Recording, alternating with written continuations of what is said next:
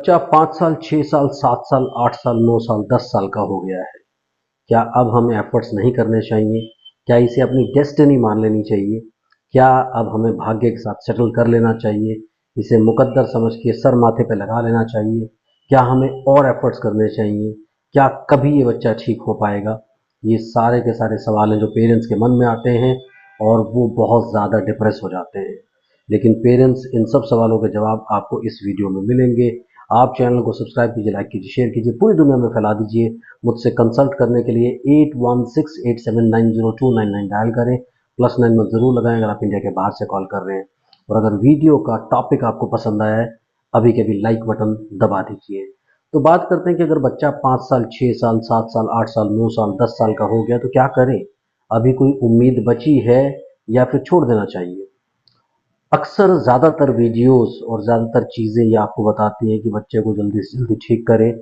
और कुछ बच्चे सिर्फ 6 साल तक ही डेवलप करते हैं, आगे कोई होप नहीं होती। उसकी वजह से आप डिप्रेशन में चले जाते हैं। लेकिन आपको ये याद रखना चाहिए, जितने भी बच्चे इन प्रॉब्लम्स में होते हैं, जिनको ऑटिज्म, एडीएचडी या दूसरे बिहेवियर डिसऑर्डर्स होते हैं, उन सारे बच्चों में एक एटीट्यूड आपका होना चाहिए जिसे बोलते हैं नेवर से डाई, यानी हार नहीं मानना है आपको। और जब आप ये डिसाइड कर लेते हो कि हमें हार नहीं मानना है, तो फिर आपको कोई हरा भी नहीं सकता है। यहाँ बहुत ज़रूरी है कि आपकी जो अप्रोच है वो करेक्ट डायरेक्शन में जानी चाहिए। पहले तो कोशिश ये होनी चाहिए कि बच्चा अगर 1 साल, 1.5 साल, पौने 2 साल का आपको डाउट है, आप फटाफट से कंसल्टेशन लेकर के प्रॉपर जगह से 1, 2, 3, 4 जगह से, जब तक आपकी सेटिस्फेक्शन ना हो जाए, आप एक डायग्नोसिस बनवाएं कि एग्जैक्ट प्रॉब्लम क्या है, क्या कोई प्रॉब्लम है भी कि नहीं है, क्या चिंता करने की, फिक्र करने की कोई ज़रूरत है कि नहीं है। तो ये सारी चीज़ें आपको पहले से एटीट्यूड अपना बनाना चाहिए। उसके बाद अगर आपको पता लग जाए कि बच्चा कुछ प्रॉब्लम में है और उसे अटेंशन की ज़रूरत है, तो 3 साल के छोटे बच्चों को तो ज़्यादातर कोशिश की जानी चाहिए पेरेंट्स गाइडेंस प्लान से ही ठीक किया जाए, घर पर ठीक किया जाए। उसके बाद अगर आप सेंटर से जा रहे हैं, सेंटर में जा रहे हैं, तो आप थोड़ा सा देख सकते हैं कि 3 महीना, 4 महीना, 6 महीना, 8 महीना, 1 साल हो गया और कोई चेंजेस नहीं आ रहे, तो फिर अलार्मिंग होता है। थोड़ा आपको आगे बढ़ना चाहिए, आगे का सोचना चाहिए। तो ये थोड़ी थोड़ी चीज़ें होती हैं जो आपको ध्यान देना बहुत इंपॉर्टेंट होता है।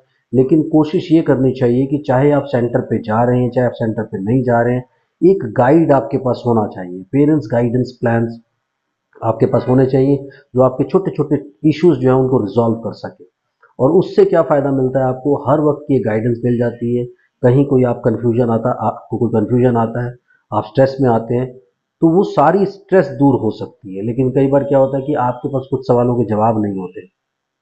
जब जवाब नहीं होते, यहाँ पर सारी की सारी चीज़ें जाती हैं और आप स्ट्रेसफुल स्टेट में आते हैं। जब आप स्ट्रेसफुल स्टेट में आते हैं, आप डिप्रेशन वाली स्टेट में आते हैं, तो फिर आप जितना मर्जी अच्छा काम कर रहे हैं, वो सारा का सारा काम आपको नेगेटिविटी की तरफ ले जाता है।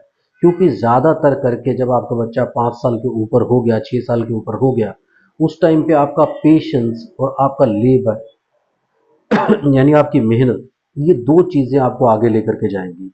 अगर आपका एटीट्यूड ऐसा नहीं है कि आप लेबर करें, आपके अंदर पेशेंस नहीं है, आप मेहनत नहीं कर सकते, तो ये सारी चीज़ें वेस्ट हो जाती है। उसके साथ साथ बच्चे के साथ अपना एक रिलेशन और कोरिलेशन अच्छा रखना, उसको एंटरटेन करते रहना, एक्टिविटीज़ के बोझ में उसको नहीं दबाना, ये आपकी स्ट्रैटेजीज होती हैं जो आपके बच्चे को ठीक बनाती हैं। तो ये आपको ध्यान रखना चाहिए कि बच्चे को जितनी भी आप एक्टिविटीज़ देते हैं, वो सारी एक्टिविटीज़ जो है इंटरएक्टिव होनी चाहिए। यानी आप मिल करके उसके साथ करें, वो खुश महसूस करे कि कुछ एक्टिविटीज़ हो रही है, उसे बोझ की तरह ना लगे। क्योंकि ज़्यादातर एक्टिविटीज़ ऐसी आपको दी जाती है कि सारे दिन का एक शेड्यूल आपके पास होता है, बच्चा आपका परेशान हो जाता है। और 5, 6, 7 साल की उम्र में बच्चे का आईक्यू बहुत अच्छा हो जाता है, उसकी अंडरस्टैंडिंग काफ़ी अच्छी हो जाती है। उसकी वजह से क्या होता है कि वो समझने लगता है कि ये क्या मुझे सारा दिन लगा करके रखते हो तुम लोग। तो फिर वो विड्रॉल आ जाता है। इसलिए आप थोड़ा सा ध्यान रखें। बच्चा 5 साल, 6 साल, 7 साल, 8 साल हो, जितना भी बड़ा है, लेकिन आपका एटीट्यूड कम नहीं होना चाहिए। आपकी जो एक लेबर वाला एंगल है वो कम नहीं हो, आपका मोरल डाउन नहीं हो। ये थोड़ा सा आपको सोच के चलना होता है।